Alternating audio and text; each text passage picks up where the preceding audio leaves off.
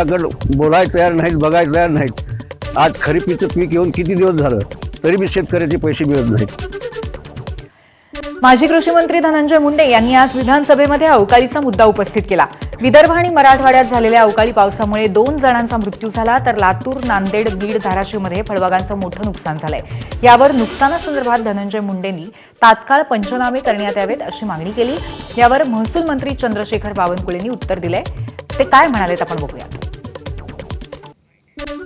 सोमवारी झालेल्या वादळ, पाऊस आणि गारपिटीच्या नुकसानीच्या बाबतीत बोलले, पण ते बोलत असताना त्यांनी जे नावं घेतली त्या नावात काही जिल्ह्याची नावं त्यांच्याकडनं विसरली, म्हणून मी जास्त आग्रह करतोय।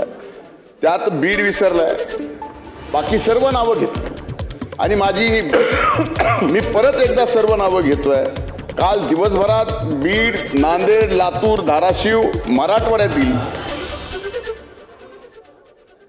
परभणी, काही जिल्हा पूर्व विदर्भातील अध्यक्ष महाराज, कोकण भागातील आणि अनेक ठिकाणी पूर्णपणानं अध्यक्ष महाराज शेतकऱ्यांचं रब्बीचं जी काढणीला आलेले गहू होते, ज्वारी होती, हरभरा, भाजीपाला, फळबागा ह्या पूर्णपणानं उद्ध्वस्त झाल्या। म्हणून माझी आपल्याला विनंती आहे, म्हणजे माझ्या मतदारसंघ बीडमध्ये तर माझ्या असेल, माजलगाव मतदारसंघात असेल, केज मतदारसंघात असेल, फार मोठं नुकसान झालं।